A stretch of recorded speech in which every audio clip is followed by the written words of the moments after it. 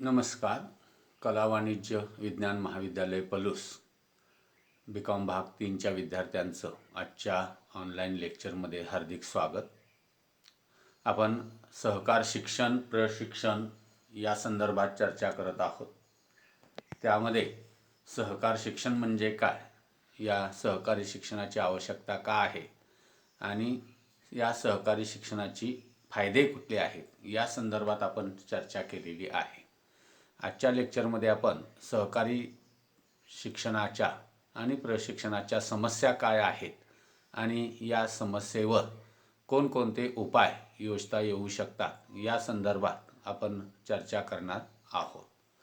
तर सहकारी शिक्षण या संदर्भात चर्चा केल्यानंतर की या सहकारी शिक्षणाचे फायदे प्रामुख्यानं सहकारी चळवळीच्या विकासासाठी, सहकारी चळवळीच्या वाढीसाठी आणि सहकारी संस्था आर्थिकदृष्ट्या आणि व्यवस्थापकीयदृष्ट्या सक्षम होण्यासाठी अत्यंत महत्त्वाचे आहे. अर्थात असं असलं तरी या सहकारी शिक्षण आणि प्रशिक्षण व्यवस्थेच्या काही समस्यासुद्धा आपल्याला विचारात घ्याव्या लागतील. त्याच्यामध्ये सहकारी शिक्षण आणि प्रशिक्षण देत असताना साधारणपणे सहकारातल्या सर्व घटकांना हे शिक्षण आणि प्रशिक्षण देणं आवश्यक आहे. आणि त्याच्यामध्ये मग सहकारी संस्थांचे सभासद आहेत, संचालक आहेत, कर्मचारी आहेत आणि त्याचबरोबर समाज आहे की ज्या समाजामधून हे सहकारी संस्थांचे सभासद तयार होत असतात, निर्माण होत असतात. तर अशा वेळेला हे सहकारी शिक्षण आणि प्रशिक्षण हे व्यापक स्तरावर देणं आवश्यक असतं. परंतु हे व्यापक स्तरावर हे सहकारी शिक्षण आणि प्रशिक्षणाचं काम करण्यासाठी आवश्यक असणारी जी साधनसामुग्री आहे ती साधनसामुग्री फार कमी आहे आणि त्यामुळं सहकारी शिक्षण आणि प्रशिक्षणाचं कार्य योग्य प्रकारे करता येत नाही. त्यामुळं साधनसामुग्रीची समस्या ही एक महत्त्वाची समस्या आहे की ज्याच्यामध्ये या सहकारी शिक्षण आणि प्रशिक्षणासाठी आवश्यक असणारे कर्मचारी असतील, आवश्यक असणारी इतर साधनसामुग्री असेल, हा साधनसामुग्रीची समस्या किंवा अपुरा पुरवठा हा या सहकार शिक्षण आणि प्रशिक्षणातला एक महत्त्वाची समस्या असलेली दिसून येते. दुसरं आहे ते म्हणजे ही जी साधनसामुग्री आपल्याला शिक्षण आणि प्रशिक्षणासाठी उपलब्ध झालेली आहे सहकारी शिक्षणाच्या आणि प्रशिक्षणाच्या, त्या साधनसामुग्रीचा पुरेसा वापर सगळीकडं होत नसलेला दिसून येतो. विशेषतः सहकारी चळवळीच्या विकासासाठी सहकारी शिक्षण आणि प्रशिक्षण हा एक अत्यंत महत्त्वाचा कार्यक्रम आहे. परंतु हा कार्यक्रमासाठी जी साधनसामुग्री आपल्याकडे उपलब्ध आहे त्या साधनसामुग्रीचा पुरेसा वापर त्या ठिकाणी करून घेतला जात नाही. तज्ज्ञ व्यक्ती त्याचबरोबर सहकारातले प्रत्यक्ष काम केलेले अनुभवी कर्मचारी या सर्वांचा वापर करून हे सहकारी शिक्षण आणि प्रशिक्षणाचं काम अत्यंत चांगल्या पद्धतीनं होणं आवश्यक आहे. परंतु आपल्याकडं या सहकारी शिक्षण आणि प्रशिक्षणाच्यासाठी आवश्यक असणारी जी साधनसामुग्री आहे त्याचा योग्य तो वापर केला जात नाही. त्याचा अपुरा वापर होतो, साधनसामुग्री पडून राहते आणि अपुऱ्या साधनसामुग्रीकडं असताना आहे ती साधनसामुग्री पूर्णपणे न वापरल्यामुळं सहकारी शिक्षण आणि प्रशिक्षणाच्या कार्यामध्ये अडथळे आपल्याला येत असलेले दिसून येतात. त्यानंतर प्रशिक्षण सोयीतील पुनरावृत्ती हा एक महत्त्वाचा दोष आहे की आपल्याकडं सहकाराचं शिक्षण आणि प्रशिक्षण देण्यासाठी अनेक प्रकारच्या व्यवस्था निर्माण केलेल्या आहेत. परंतु या व्यवस्थांच्या माध्यमातून हे शिक्षण आणि प्रशिक्षण देत असताना त्या शिक्षण आणि प्रशिक्षणाच्या कार्यक्रमामध्ये एकसारखेपणाच येतो आणि पर्यायानं मग कर्मचाऱ्यांचं या शिक्षण आणि प्रशिक्षणाकडं लक्ष लागत नाही. ही प्रशिक्षणातील जी पुनरावृत्ती आहे की आपल्याकडं एका बाजूला सहकारी संस्था त्यांच्या कर्मचाऱ्यांना सभासद शिक्षण प्रशिक्षण देत असतात, दुसऱ्या बाजूला शासनातलं सहकार विभाग त्यांच्या परीनं सहकार शिक्षण प्रशिक्षण देत असतो, तिसऱ्या बाजूला सहकार संघ आहे तो त्यांच्या परीनं शिक्षण प्रशिक्षण देत असतो आणि या वेगवेगळ्या यंत्रणांच्या माध्यमातून राबवला जाणारा हा शिक्षण आणि प्रशिक्षणाच्या कार्यक्रमामध्ये मोठ्या प्रमाणात द्विरुक्ती होत असलेली दिसून येते, पुनरावृत्ती आपल्याला होत असलेली दिसून येते आणि त्यामुळं प्रशिक्षणात कार्यक्रमात त्याचपणा किंवा सारखेपणा सारखाच असल्यामुळं त्या ठिकाणी लोकांची त्यामधली जी आवड आहे, जी अभिरुची आहे ती नष्ट होते आणि त्यामुळं सहकार प्रशिक्षणाकडं फारसं कोणी गांभीर्यानं लक्ष देत नाही. त्यानंतर सहकार प्रशिक्षण निरुपयोगी ठरण्याची शक्यता, हा एक महत्त्वाचा भाग आहे की सहकारी शिक्षण आणि प्रशिक्षण देत असताना त्याच्यामध्ये सातत्यानं पुनरावृत्ती होत असल्यामुळं अशा शिक्षण आणि प्रशिक्षणामध्ये कार्यक्रम करण्यासाठी किंवा उपस्थित राहण्यासाठी येणारे कर्मचारी केवळ हजेरी लावण्याच्या उद्देशानं एकत्र येतात, गप्पा गोष्टी करण्याच्या उद्देशानं एकत्र येतात. कारण त्यांची जी आवड आहे, त्यांना जे आवश्यक आहे ते आवश्यक मटेरियल, आवश्यक माहिती या शिक्षण आणि प्रशिक्षणाच्या कार्यक्रमातून मिळत नाही. पर्यायानं हे प्रशिक्षण निरुपयोगी ठरण्याची शक्यता असते. दुसऱ्या बाजूला अशा शिक्षण आणि प्रशिक्षणाचा प्रत्यक्ष वापर हा सहकारी संस्थांच्या कारभारात आपल्याला दिसून येत नाही. पर्यायानं असं प्रशिक्षण हे निरुपयोगी ठरण्याची शक्यता असते. कारण प्रशिक्षणामध्ये जे शिकवलेलं आहे किंवा जे सांगितलेले आहेत नियम ते प्रत्यक्ष व्यवहारामध्ये आपल्याला सहकारी संस्था पाळताना दिसत नाहीत. अगदी उदाहरणच घ्यायचं म्हटलं तर सहकाराची तत्वांचं शिक्षण या सहकार शिक्षण कार्यक्रमामध्ये दिलं जातं, परंतु व्यवहारात ही प्रत्यक्ष सहकाराची तत्वे बहुतांशी संस्था पाळतच नाही आणि पर्यायानं मग अशा प्रकारे दिलं जाणारं हे प्रशिक्षण हे निरुपयोगी ठरण्याची शक्यता आपल्याला नाकारता येत नाही. त्यानंतर प्रोत्साहनाचा अभाव हा सुद्धा एक महत्त्वाचा समस्या आहे की सहकारी शिक्षण आणि प्रशिक्षण हे सहकार चळवळीच्या विकासासाठी अत्यावश्यक भाग आहे. त्याचं महत्त्व अनन्यसाधारण आहे आणि त्यामुळेच 1844 पासूनच्या प्रत्येक तत्वामध्ये सहकारी शिक्षण आणि प्रशिक्षणाचा समावेश आहे. परंतु आज त्याकडं फारसं गांभीर्यानं बघितलं जात नाही. कारण अशा प्रकारच्या सहकार शिक्षणाच्या कार्यासाठी आवश्यक जे प्रोत्साहन आहे ते कर्मचाऱ्यांना आवश्यक असणारं प्रोत्साहन त्या ठिकाणी मिळत नाही. त्याचबरोबर जे कर्मचारी प्रशिक्षण घेऊ इच्छितात त्यांना त्याच्यामध्ये प्रोत्साहन दिलं जात नाही. केवळ एक कागदोपत्री प्रशिक्षण पूर्ण करायचं अशा उद्देशानं हे प्रशिक्षण कार्यक्रम आयोजित केले जातात. पर्यायानं अशा प्रशिक्षण कार्यक्रम करणाऱ्यांना आणि प्रशिक्षण कार्यक्रमामध्ये सहभाग घेणाऱ्या कर्मचाऱ्यांना या दोघांनाही जे आवश्यक असं असणारं प्रोत्साहन त्या ठिकाणी मिळणं आवश्यक आहे. असं प्रोत्साहन न मिळाल्यामुळं हे सहकारी प्रशिक्षणाचे कार्यक्रम अत्यंत निरस्थेनं, अत्यंत कागदोपत्री फक्त त्या ठिकाणी पूर्ण केले जातात. प्रत्यक्षात त्या ठिकाणी कुठल्याही प्रकारचं या कार्यक्रमासाठी प्रोत्साहनच नसल्यामुळं केवळ कागदोपत्री रेकॉर्ड करणं एवढाच सहकार शिक्षण आणि प्रशिक्षणाचा भाग बनतो आणि त्यामुळं प्रोत्साहनाचा अभाव हा सुद्धा या सहकार प्रशिक्षणाची समस्या म्हणून आपल्याला सांगता येते. त्यानंतर निधीची कमतरता हा एक सगळ्यात मोठा भाग आहे की आपल्याकडे सहकारी शिक्षण आणि प्रशिक्षणाचे कार्यक्रम राबवायचे असतील तर त्याच्यासाठी मोठ्या प्रमाणात निधीची आवश्यकता असते. एका बाजूला सहकारी संस्थांची आर्थिक स्थिती वाईट आहे, तर दुसऱ्या बाजूला शासनाच्या माध्यमातून या सहकार प्रशिक्षण आणि शिक्षणाच्या कार्यक्रमासाठी आवश्यक असणाऱ्या निधीची तरतूद केली जात नाही. साधारणपणे सहकारी शिक्षणासाठी लागणारा निधी सहकारी संस्थांकडूनच गोळा करावा अशा प्रकारची भूमिका शासनाची असल्यामुळं आणि सहकार शिक्षणाच्या बाबतीत सहकारी संस्था उदासीन असल्यामुळं या सहकार शिक्षण आणि प्रशिक्षण कार्यक्रमासाठी आवश्यक असणारा जो निधी आहे तो निधी पुरेशा प्रमाणात उपलब्ध होत नाही आणि निधीची कमतरता असल्यामुळं सहकाराचं एकूण कार्यक्षेत्र पाहता, सहकारी शिक्षणाची एकूण व्यापकता पाहता किंवा व्याप्ती पाहता या सर्व घटकांच्यापर्यंत हे सहकारी शिक्षण आणि प्रशिक्षणाचे कार्यक्रम पोहोचवण्यासाठी मोठ्या प्रमाणात निधीची आवश्यकता असते. असा निधी आपल्याकडं उपलब्ध होत नाही आणि पर्यायानं मग सहकारी शिक्षण आणि प्रशिक्षणाचे कार्यक्रम हे फक्त नावापुरते राहतात. कुठल्याही प्रकारची सुविधा त्याच्यामध्ये असत नाही, कुठल्याही प्रकारचा सोयी त्याच्यामध्ये दिल्या जात नाहीत. केवळ एखादा वर्ग भरवल्यासारखे असे हे शिक्षण आणि प्रशिक्षणाचे कार्यक्रम भरवले जातात आणि पर्यायानं मग त्याच्यामध्ये त्याचा कुठलाच उपयोग कुणालाच होत नाही. त्यानंतर प्रशिक्षणाबद्दल आस्थेचा अभाव हा एक महत्त्वाचा समस्येचा भाग आहे की सहकारी शिक्षण आणि प्रशिक्षण हे अत्यंत महत्त्वाचा घटक असला सहकारी चळवळीतला तरी त्याच्याबद्दल कुणालाच आस्था राहिलेली नाही.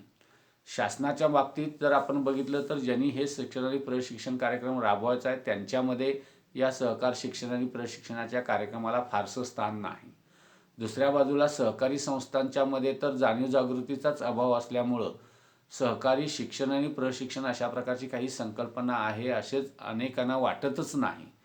किंवा अनेक कर्मचाऱ्यांना आपल्याला शिक्षणाची काय गरज आहे अशा प्रकारची एक भावना त्यांच्यामध्ये निर्माण झालेली असते. आणि त्याच्यामुळं ही जी सगळी प्रशिक्षण व्यवस्था आहे सहकारी शिक्षण आणि प्रशिक्षणाची, त्या व्यवस्थेलाच अनादराचा त्या ठिकाणी शाप लागलेला आहे. आणि त्यामुळं तिथं आस्थाच कुणाला या शिक्षण प्रशिक्षणाच्या एकूणच व्यवस्थेबद्दल नसल्यामुळं हा शिक्षण आणि प्रशिक्षणाचा कार्यक्रम योग्य प्रकारे पार पाडला जात नाही, योग्य प्रकारे त्याचा अंमलात आणला जात नाही. आणि केवळ उद्दिष्टपूर्ती कागदपूर्ती अशा पद्धतीनं हे सहकार शिक्षण आणि प्रशिक्षणाचे कार्यक्रम अगदी राष्ट्रीय पातळीपासून गाव पातळीपर्यंत राबवले जातात. पर्यायानं त्याच्यामध्ये कुठलीच कुणाला आस्था असत नाही. आणि आस्था नसताना एखादे कार्यक्रम पूर्ण करणं याच्याबद्दलची आपल्याला भावना आपल्याला लक्षात येते. आणि त्यामुळं हे प्रशिक्षण आणि शिक्षणाचा कार्यक्रम आपल्याला यशस्वी झालेला दिसून येत नाही.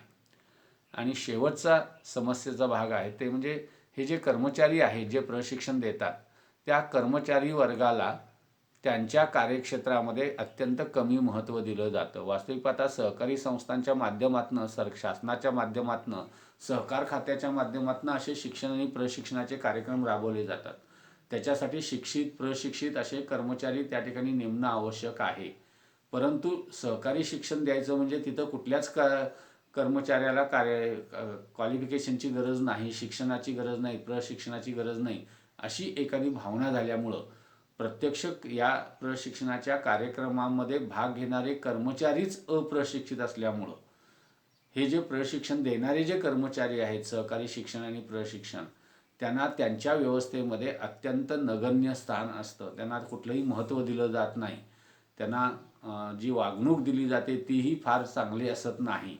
आणि त्यामुळं अशा प्रशिक्षण कर्मचाऱ्यांच्यामध्ये उत्साहाचा अभाव राहतो.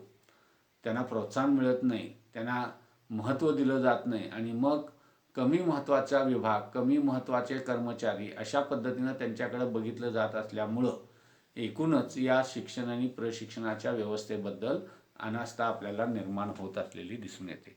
तर या प्रकारच्या ह्या वेगवेगळ्या समस्या या सहकारी शिक्षण आणि प्रशिक्षणाच्या कार्यक्रमामध्ये आपल्याला आढळून येतात. आता या सहकार शिक्षण आणि प्रशिक्षणातल्या समस्या विचारात घेतल्यानंतर पुढचा प्रश्न येतो की मग या समस्या आहेत म्हणून हे सहकार शिक्षण आणि प्रशिक्षणाचा कार्यक्रम बंद करायचे का? तर कुठलाही कार्यक्रम बंद करणं हा त्याच्यावरचा उपाय असत नाही. कारण सहकारी शिक्षणाचं महत्त्व सहकारी चळवळीच्या विकासामध्ये, सहकाराच्या वाढीच्या विकासामध्ये, सहकार्याच्या सभासदांच्या मनामध्ये एक जाणीव जागृती निर्माण करण्यामध्ये आणि एकूणच समाजामध्ये सहकारी चळवळीबद्दलची आस्था वाढवण्यामध्ये अत्यंत महत्त्वाचं असल्यामुळं अशा सहकारी शिक्षण आणि प्रशिक्षणामध्ये ज्या समस्या येत आहेत त्या समस्या दूर करणं हा त्याच्यावरचा प्रमुख उपाय आहे. आणि त्या दृष्टीनं मग काय करता येऊ शकेल तर त्या दृष्टीनं आपल्याला या समस्यावरच्या उपायांची चर्चा त्याच्यामध्ये करता येऊ शकेल. आणि त्याच्यामध्ये पहिला उपाय आपल्याला सांगता येऊ शकतो तो म्हणजे प्रशिक्षण क्षमतेचा पूर्ण वापर. आपल्याकडं जी सगळी प्रशिक्षण व्यवस्था आहे आपल्याकडे बघितलं आपण तर राष्ट्रीय स्तरापासून ते स्थानिक स्तरापर्यंत वेगवेगळ्या माध्यमातून अशा प्रकारचं सहकाराचं शिक्षण आणि प्रशिक्षणाचे कार्यक्रम केले जातात. अनेक संस्था त्याच्यामध्ये काम करतात. परंतु या संस्थांच्या कार्यक्षमतेचा पूर्ण वापर, त्यांच्या एकूणच क्षमतेचा पूर्ण वापर केला जात नाही. तर या सहकारी प्रशिक्षण आणि प्रशिक्षण कार्यक्रमामध्ये या ज्या संस्था सहभागी आहेत त्यांच्या कार्यक्षमतेचा संपूर्ण वापर किंवा साधनसामुग्रीचा पूर्ण क्षमतेनं वापर या सहकारी शिक्षण आणि प्रशिक्षणाच्या कार्यक्रमामध्ये व्हायला पाहिजे की जेणेकरून हे सहकाराचं शिक्षण आणि प्रशिक्षणाचा कार्यक्रम मोठ्या प्रमाणात सर्व सहकारी संस्थांच्यामध्ये राबवला जाऊ शकेल. आणि त्यातून चांगले सुजाण प्रशिक्षित असे कर्मचारी, सभासद, संचालक निर्माण होतील आणि सहकारी संस्थांच्या समस्या ज्या विशेषतः व्यवस्थापनातल्या अडचणी आहेत त्या व्यवस्थापनातल्या अडचणी दूर व्हायला मदत होईल.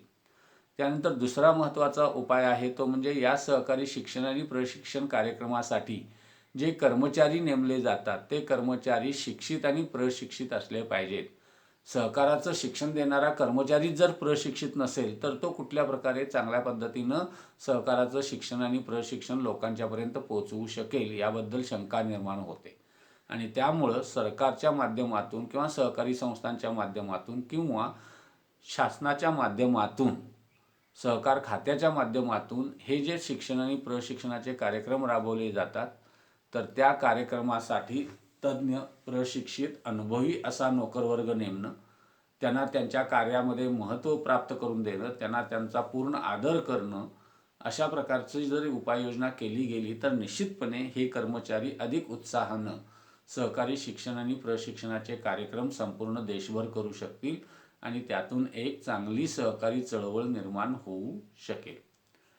तिसरा उपाय आहे तो म्हणजे कार्यक्षमता वाढवणं. सहकारी शिक्षण आणि प्रशिक्षणाची कार्यक्षमता वाढवणं हा त्याच्यावरचा उपाय आहे की सहकारी शिक्षण आणि प्रशिक्षणामध्ये जी आपल्याकडे साधनसामुग्री आहे, जी व्यवस्था आहे, ती व्यवस्था अत्यंत चांगल्या पद्धतीने जर आपण वापरली तर निश्चितपणे सहकारी शिक्षण प्रशिक्षणाची जी व्याप्ती आहे त्या व्याप्तीच्या माध्यमातून सर्व समाजातल्या घटकापर्यंत ह्या सहकारी शिक्षण आणि प्रशिक्षणाचा कार्यक्रम नेमवता येऊ शकेल. त्यासाठी या कार्यक्रमामध्ये काम करणाऱ्या कर्मचाऱ्यांची कार्यक्षमता वाढवली पाहिजे. त्यामध्ये काम करणाऱ्या शासन व्यवस्थेची कार्यक्षमता वाढवली पाहिजे की जेणेकरून हे सहकारी शिक्षण आणि प्रशिक्षणाचे कार्यक्रम अत्यंत तनमनानं, धनानं, अत्यंत चांगल्या पद्धतीनं त्या ठिकाणी पूर्ण करता येऊ शकतील आणि त्यातून सहकारी शिक्षण आणि प्रशिक्षणाचा कार्यक्रम अत्यंत चांगल्या पद्धतीनं पार पाडता येऊ शकेल. त्यानंतर पुढचा उपाय आहे तो म्हणजे भौतिक सुविधामध्ये वाढ. सहकारी शिक्षण आणि प्रशिक्षणाच्या कार्यक्रमामध्ये ज्या भौतिक सुविधा लागतात त्या सुविधा अत्यंत अपुऱ्या आहेत आणि अशा अपुऱ्या सुविधांच्यामुळं हे सहकारी शिक्षण आणि प्रशिक्षणाचे कार्यक्रम योग्य प्रकारे घेता येत नाहीत. तर त्याच्यासाठी आवश्यक असणाऱ्या ज्या भौतिक सुविधा आहेत, विशेषतः त्याच्यासाठी एक आवश्यक असणारी प्रशिक्षण व्यवस्था आहेत, त्याच्यासाठी आवश्यक असणाऱ्या प्रशिक्षणाच्या सुविधा आहेत, त्याच्यासाठी लागणारं जे इन्फ्रास्ट्रक्चर आहे ते इन्फ्रास्ट्रक्चर आहे.